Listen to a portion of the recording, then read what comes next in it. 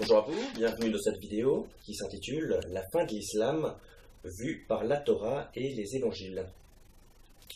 Alors, je fais cette vidéo puisque ce sont des thèmes, la fin de l'islam, qui intéressent beaucoup les gens. Donc, je vais faire cette vidéo à ce sujet-là.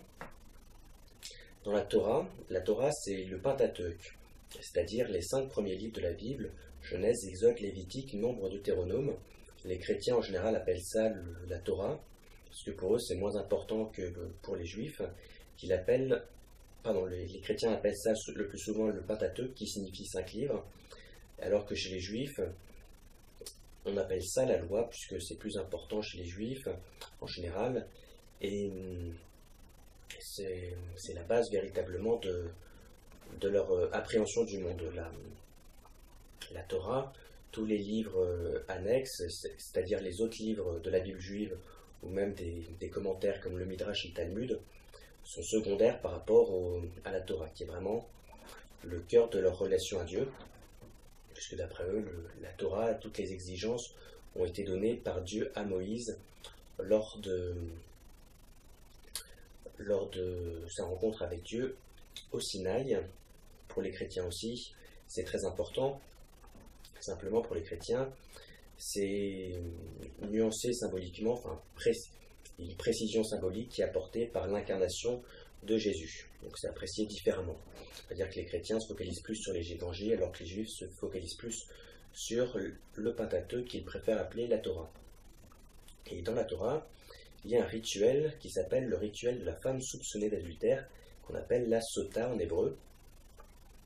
De quoi s'agit-il exactement ? Eh bien, tout simple, on fait boire, lorsqu'une femme est soupçonnée d'adultère, pour vérifier si elle est véritablement adultère, ou si si c'est juste une méprise, on lui fait boire une potion qui contient, il y a un prêtre qui vient, qui lui fait boire une potion qui contient l'intitulé du problème en quelque sorte, et si elle parvient à le boire, aucun problème, ça veut dire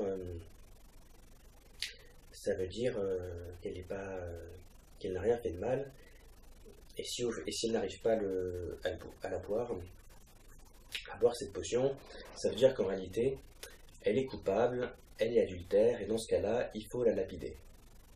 Alors je vous rassure, non seulement cette coutume n'a plus lieu, et d'autre part, il ne faut pas la prendre au pied de la lettre, c'est pas très intéressant au pied de la lettre, mais plus en retenir l'esprit, et au niveau de l'esprit, c'est très intéressant. De quoi s'agit-il ? Eh bien, en réalité, il s'agit d'une femme soupçonnée d'adultère, il s'agit d'une personne qu'on soupçonne d'avoir fait quelque chose en douce, et là, en l'occurrence, la femme soupçonnée d'adultère, dans le cadre de l'islam, ce sont les musulmans qu'on soupçonne de savoir que l'islam est un mouvement terroriste et que Daesh est le véritable islam, mais qu'on soupçonne de cacher leur jeu. Comme vous le savez sans doute si vous avez déjà regardé certaines de mes vidéos, il y a 3 types de musulmans. Il y a les terroristes, qui sont les plus dangereux, mais en même temps, qui sont d'un certain point de vue ceux qui cachent le moins leur jeu. Voilà, ils tirent sur tout le monde, donc au moins il n'y a pas d'ambiguïté à ce niveau-là.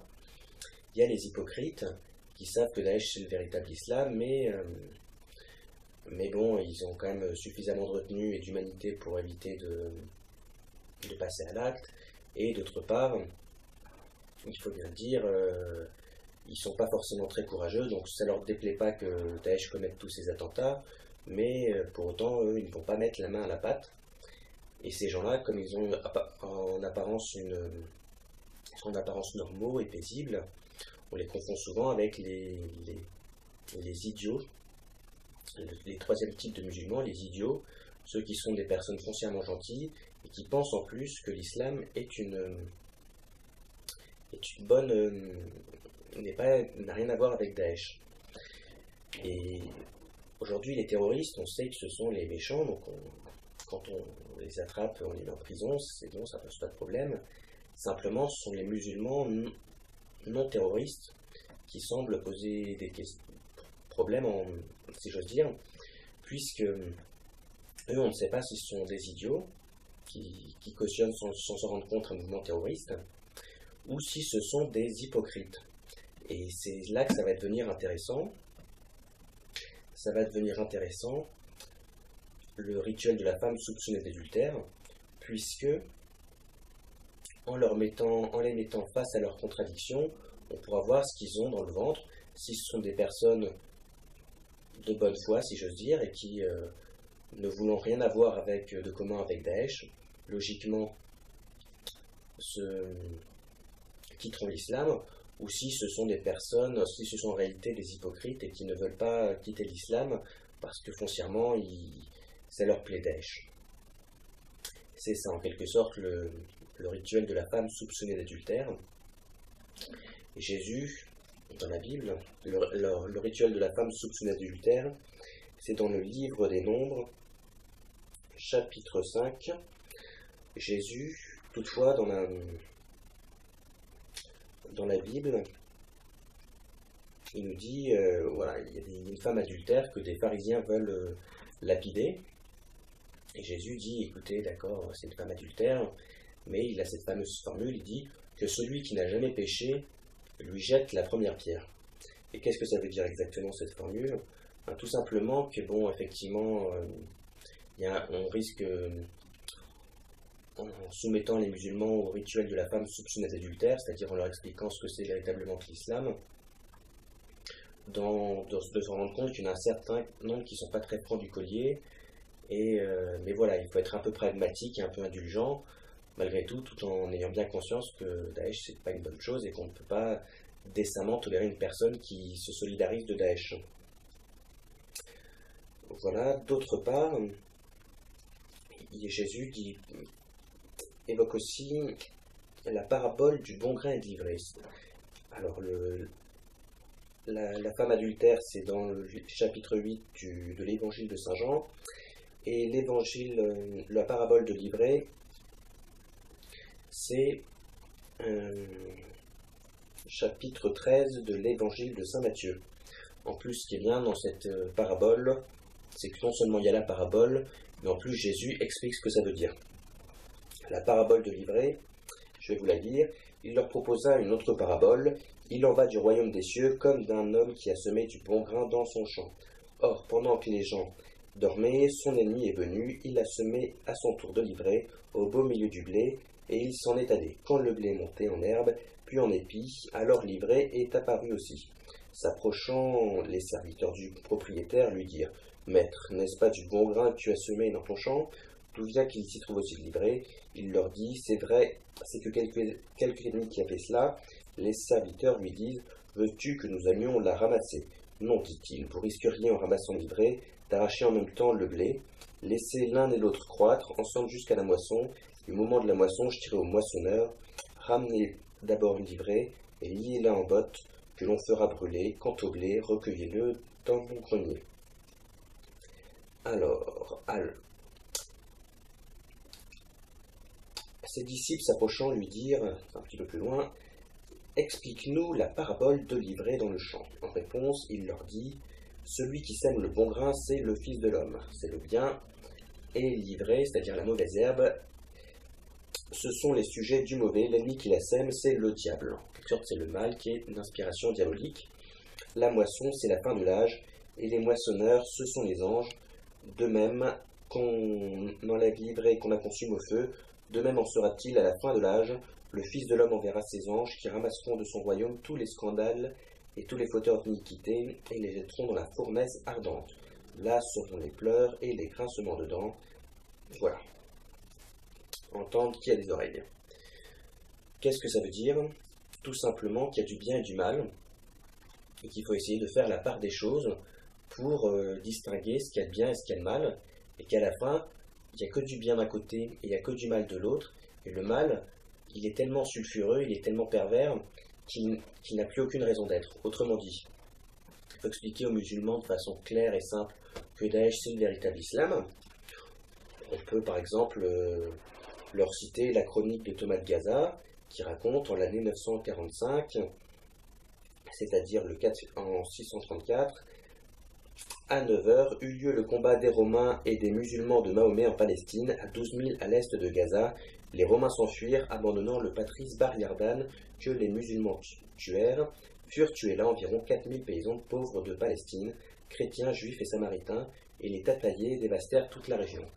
En expliquant que Mahomet était un terroriste grâce à ce genre de témoignages non musulmans ou grâce à ce genre de prêche qu'on trouve dans le Coran, une fois écoulés les mois interdits, tuez les chrétiens où que vous les trouviez.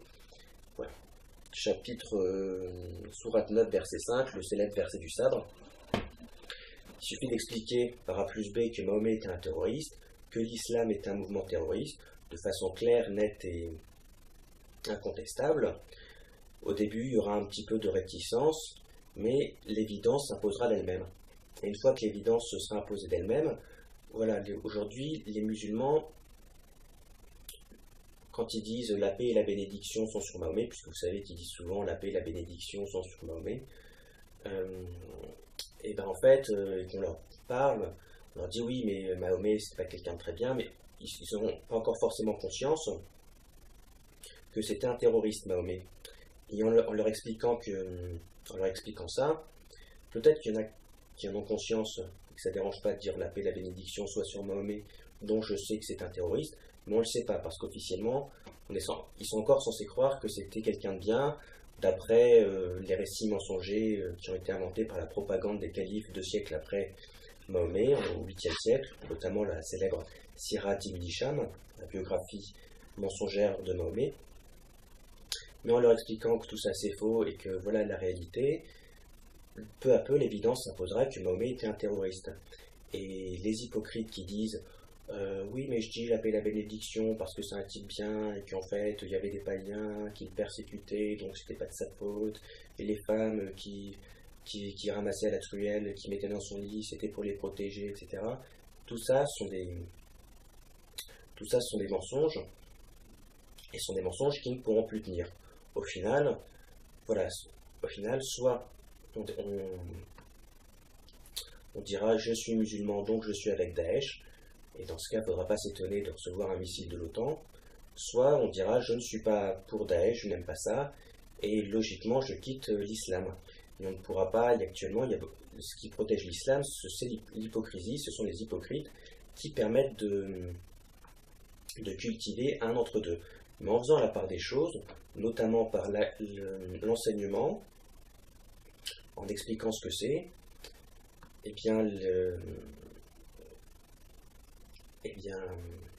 le vrai visage de l'islam, qui est celui d'un mouvement terroriste, il apparaîtra au plein jour lorsque ces différentes dissimulations, parce que l'islam c'est une religion qui s'est inventé 1 milliard de mensonges pour se donner des airs respectables, et bien lorsque son véritable visage sera mis à jour, forcément il n'y aura plus d'entre-deux possible, et là les musulmans, une fois qu'on leur aura fait boire, on les aura fait passer au crible de la femme soupçonnée d'adultère, ils seront obligés de choisir. Il faudra toujours être un peu pragmatique, éviter d'être trop sévère avec eux si on voit qu'ils ne sont pas très francs du collier, être charitable, et c'est avant tout par la charité, en aimant les gens, que dans leur cerveau ça permet de se décanter et qu'ils parviennent à comprendre les choses, mais malgré tout, il faudra qu'ils choisissent, et s'ils continuent de choisir l'islam, au bout d'un moment, voilà, ils auront clairement consenti à être du côté de l'ivraie et à subir le sort qui est réservé à l'ivraie, c'est-à-dire aux serviteurs du mal.